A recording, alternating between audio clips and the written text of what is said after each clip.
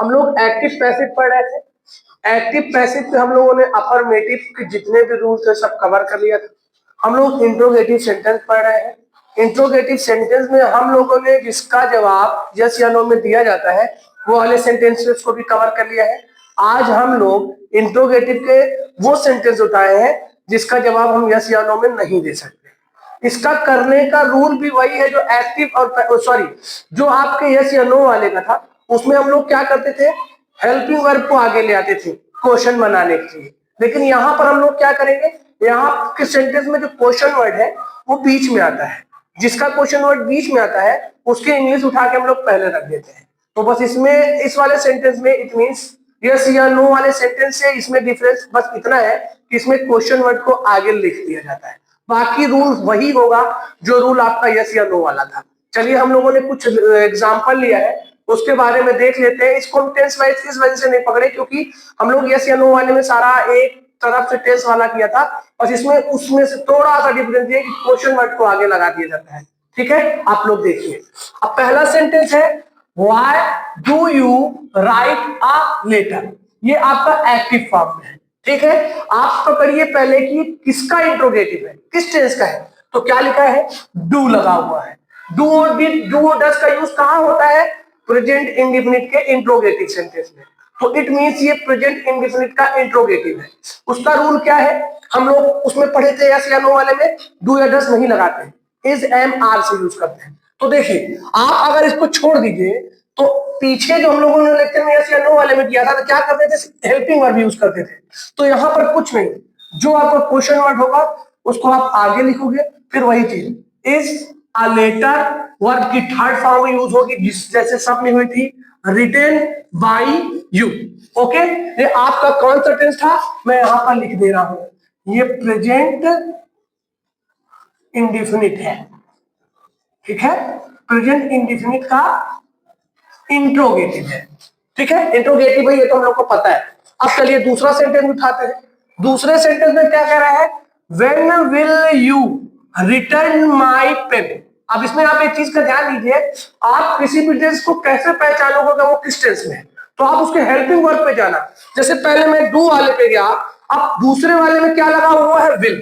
अब आपको ये पता होना चाहिए, ध्यान रखिए, अगर आपको टेंस नहीं आ रहा है तो आप एक्टिव पैसिव डायरेक्ट इनडायरेक्ट नहीं कर सकते हो। इसलिए पहले आपका टेंस क्लियर होना चाहिए और टेंस का मैंने वीडियो अपने YouTube चैनल पे डाला है, आप जाके वहां से पहले उसको क्लियर कर लीजिए। अब देखिए इसमें हेल्पिंग वर्ब कौन है, विल।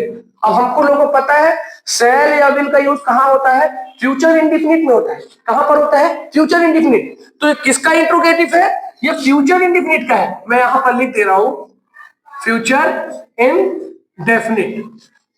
ओके, अब चलिए जैसे आप अफर्मेटिव में करते थे जो रूल होता था वही इंट्रोगेटिव में भी रहेगा, बस सेंटेंस इधर से उधर हो जाता है। सेंटेंस में वर्ड देखिए क्या लिखा है, when will you return my pen.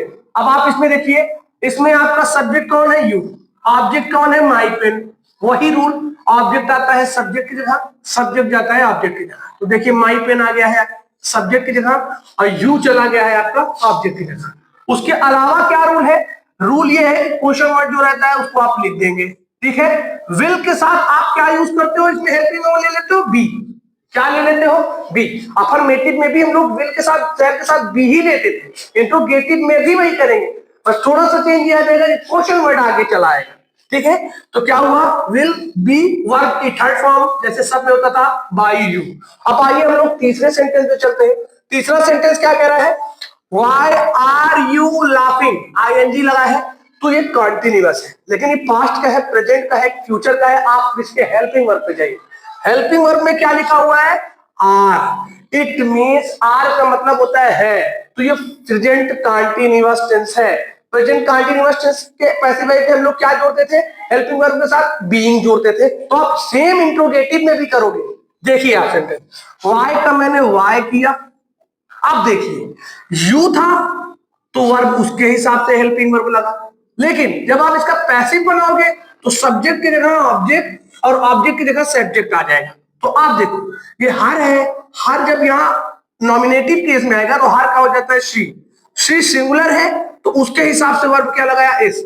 हम लोग पहले भी बात कर चुके हैं, पहले लेक्चर में बताया गया था कि जो वर्ब है वो एक्टिव में सब्जेक्ट के हिसाब से लगेगा, लेकिन पैसिव में वर्ब ऑब्जेक्ट के हिसाब से लगेगा। सब्जेक्ट यहां पर प्लूरल था तो हमने आर लगाया था, जब ऑब्जेक्ट को लेके आए सब्जेक्ट की जगह वो सिंगुलर है तो हमने इज लगाया। फिर वही रूल, बीइंग वर्ब की third form, ate, by, subject उठ के चला आया यहाँ पर एजेंट की जगह जो बन गया यू।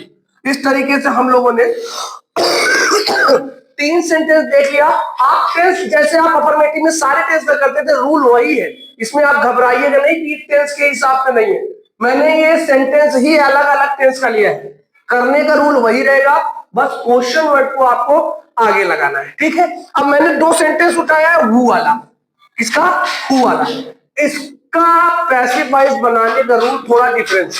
क्या डिफरेंस है, अगर आपको सेंटेंस ऐसा मिलता है इंट्रोगेटिव का जिसकी शुरुआत हु से होती है, तो उसका पैसिव बनाते समय हु नहीं लिखेंगे, लिखा जाएगा बाई हुम। क्या लिखा जाएगा, बाई हुम। उसके बाद ठीक है, अब पहले आप ये समझ गए हु की जगह क्या लगाया जाएगा, बाई हुम।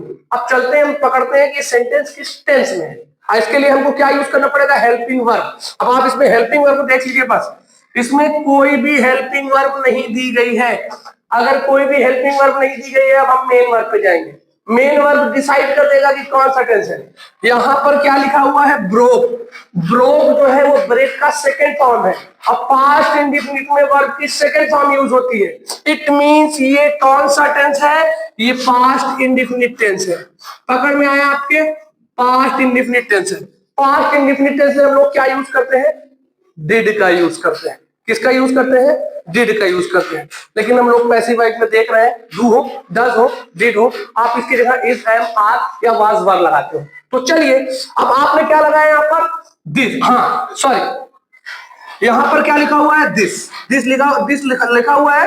तो यहां पर by whom was this beautiful glass, ये पास्ट इंडेफिनिट था, तो हमने क्या किया, वाज ब्यूटीफुल ग्लास ब्रोकन, क्या लगाया, ब्रोकन। मुझे लगता है हाँ, who broke this beautiful glass, हाँ वाज, हाँ ठीक है, सेंटेंस ठीक है। अब आइए, अब हम लोग आते हैं 5वें वाले पे। 5वें वाले सेंटेंस में क्या लिखा हुआ है, हैज लगा हुआ है। हैज लगा हुआ है तो ये प्रेजेंट परफेक्ट है। क्या है, प्रेजेंट परफेक्ट है। इसका पैसिव बनाने का रूल हम लोग अच्छे से जानते हैं। हु का बाई हुम किए, ठीक है। अब यू को आगे जब लाओगे, यहां पर जब आप यू को आगे लाओगे तो यू प्लूरल है, तो इसके हिसाब से यहाँ क्या लग जाएगा, हैव लग जाएगा, और डिसीव्ड का डिसीव्ड लग जाएगा। इसमें हु वाले सेंटेंस में कोई भी ऑब्जेक्ट नहीं है, सब्जेक्ट से ही आप काम चला रहे हो, ठीक है। अब लास्ट वाला सेंटेंस देखो, व्हाई हैव यू ब्रोकन। जब हैव लगा है तो ये कौन सा सेंटेंस है, ये आपका प्रेजेंट परफेक्ट है। कैसा टेंस है, प्रेजेंट परफेक्ट है। प्रेजेंट परफेक्ट के पैसिव बनाने का रूल हम लोग अच्छे से जानते हैं। तो आप क्या लिखोगे, वाई का वाई लिखोगे। अब अगर आप द मिरर को आगे ला रहे हो, अगर आप द मिरर को आगे ला रहे हो तो ये सिंगुलर में है। जब ये सिंगुलर में है तो यहाँ पर हैज लग जाएगा, और इसके साथ हेल्पिंग वर्ब क्या यूज हो जाती है, ऐड हो जाती है, बीन, फिर वर्ब का थर्ड फॉर्म, फिर बाई, फिर यू।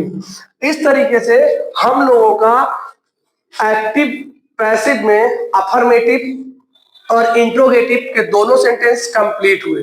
अब आपको इंपरेटिव सेंटेंस के बारे में जानना है, जिसके बारे में हम आपको बाद में बताएंगे। ओके।